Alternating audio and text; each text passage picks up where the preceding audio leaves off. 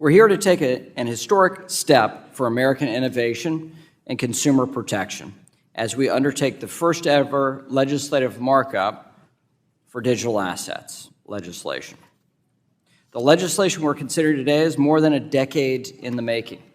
15 years ago, the Bitcoin white paper was published under the pseudonym Satoshi Nakamoto. The paper envisioned a global financial network built on peer-to-peer permissionless transactions of digital assets using public, cryptographically protected distributed ledger technology. Since then, thousands of builders, innovators, and entrepreneurs have worked to make that vision of a more inclusive financial system a reality.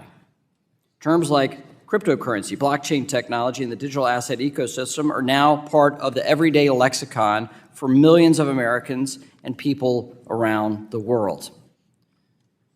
This is a software revolution and a financial revolution if done correctly. Developers are using blockchain technologies as building blocks to create the next generation of decentralized internet technology, also known as Web3, which will give individual users more ownership over their data, transactions, and finances. For more than a century, America has been the global leader in technology innovation, invention, and adoption.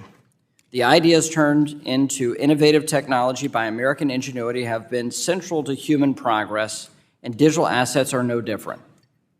As other jurisdictions like the UK, the EU, Singapore, and Australia have moved forward with clear regulatory frameworks for digital assets, the United States is at risk of falling behind. We intend to change that today.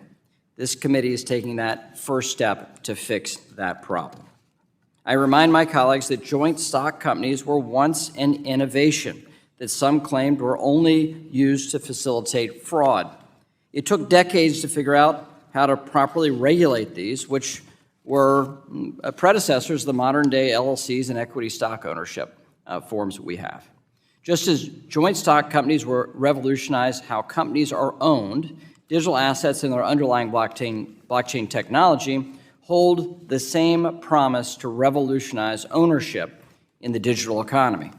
Modern American banking law also developed over generations, from Lincoln's National Currency Act to the Interstate Banking and Branching Efficiency Act of the 1990s, and the evolutions that still occur today. We're taking similar actions today by bringing these relatively new innovations into the regulatory perimeter. Our comprehensive digital asset market structure bill recognizes a key issue. Digital assets that are not inherently securities may be offered as a part of an investment contract, but that does not make them necessarily securities. To clarify how the Supreme Court's Howey test applies to digital assets, our bill focuses on two key issues: decentralization and functionality. That is the crux of the Fit for the 21st Century Act, the pairing of those two factors. This legislation was developed not in a vacuum. It is the result of years of bipartisan efforts and numerous hearings, from the bipartisan hearings on Facebook's now defunct Libra project to our bipartisan investigation into the collapse of FTX, to the record 6 digital asset hearings we've held this Congress alone. This includes our unprecedented collaboration with the House Agriculture Committee as well. Our bill also responds directly to the calls from this administration, the Biden administration, for Congress to act through the reports issued under President Biden's executive order and from the President's Working Group on Financial Markets. And finally, it's important to note that this legislation includes the robust consumer protections that members on both sides of the aisle have called for. At its core, this bill ensures everyday investors are not left with less protections than institutional investors. Additionally, at today's markup, we'll consider Majority Whip Tom Emmer's Blockchain Regulatory Certainty Act, and we will also consider several bipartisan bills to protect our national security, including Mr. Nunn's Financial Technology Protection Act, Subcommittee Chair Luetkemeier's Stop Fentanyl Money Laundering Act, Ranking Member Waters' No Russian Agriculture Act, and Mr. Lynch and Nunn's Exposing China's Support for the Taliban Act.